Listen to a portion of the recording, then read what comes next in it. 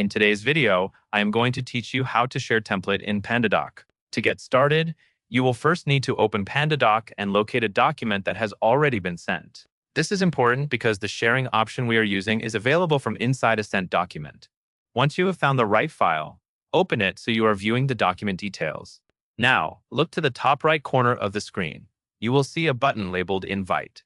Go ahead and click Invite. This button is typically used to bring other people into the document, and it also contains options for sharing access in different ways. Clicking it will open a small menu with additional choices. In that menu, select the option that says Share via Link. When you click Share via Link, Pandadoc will generate a shareable link for the document. Give it a moment if it takes a second to appear. Once it shows up, you should see a link field on the screen. Next, copy the link that is provided. You can usually do this by clicking the copy icon next to the link, or by highlighting the full link and copying it from your keyboard.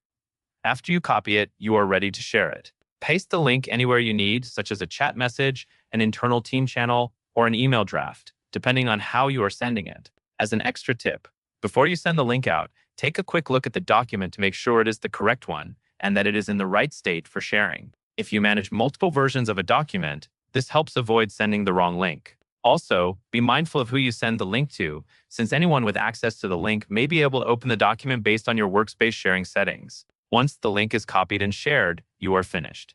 And that is all there is to it.